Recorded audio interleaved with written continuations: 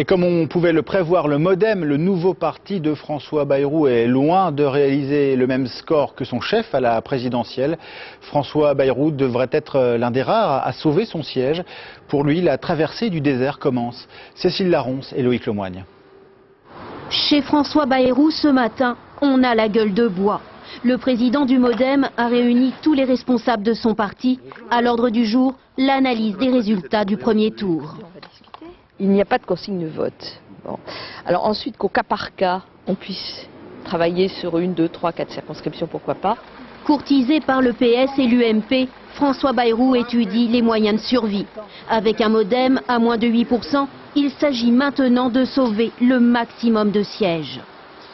Nous avons deux objectifs. Le premier objectif, c'est que dimanche prochain, on trouve en France le meilleur équilibre possible, le déséquilibre le moins marqué possible, bien que les résultats d'aujourd'hui laissent présager naturellement que ce déséquilibre sera fort.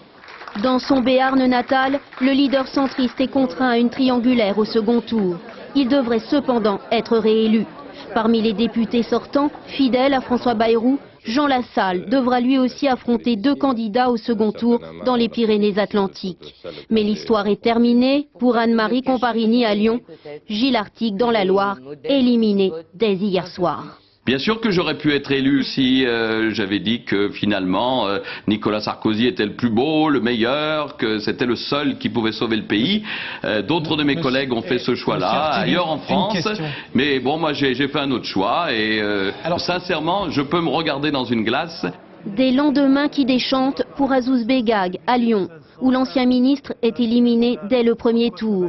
Même scénario pour Marielle de Sarnez, la directrice de campagne de François Bayrou, elle qui rêvait de conquérir un siège à Paris. Est-ce que ça va être compliqué? Oui, ça sera compliqué.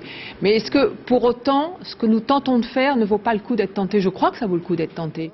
En revanche, les anciens amis de François Bayrou qui ont rejoint Nicolas Sarkozy devraient obtenir une vingtaine de députés.